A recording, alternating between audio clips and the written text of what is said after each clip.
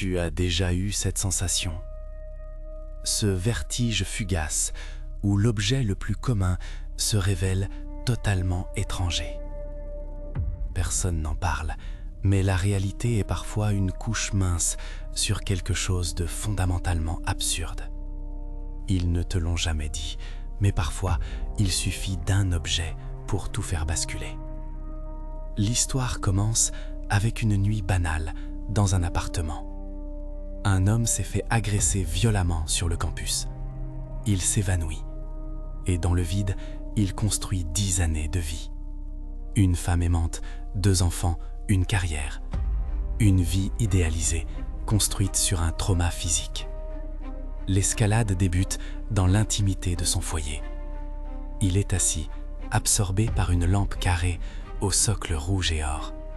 Soudain, la perspective se fissure. Le socle semble s'incliner vers l'intérieur, défiant les lois de la tridimensionnalité. Il est hypnotisé. Il ne peut plus quitter ce point de rupture visuelle. Il s'enferme. Il refuse de manger, de boire. Il observe l'objet impossible pendant des jours. Sa femme, désemparée par son mutisme et son refus de vivre, quitte la maison avec les enfants pour chercher de l'aide. Le climax est une révélation brutale. Les voix arrivent, intenses. La couleur rouge de la lampe s'étale, envahit tout. Il sent une douleur atroce, celle qu'il avait oubliée en s'échappant. La lampe n'est pas réelle, la maison n'est pas réelle. Mes enfants n'existent pas.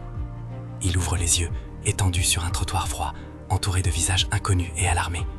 Il revient au moment précis de l'agression, avec un retard de 10 ans.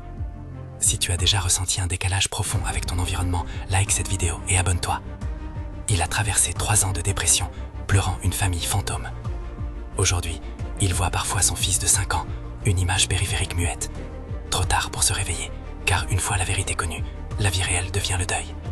Alors, la prochaine fois que tu fixes un meuble trop longtemps, vérifie bien. Est-ce que l'ombre qu'il projette est celle qu'elle devrait être ?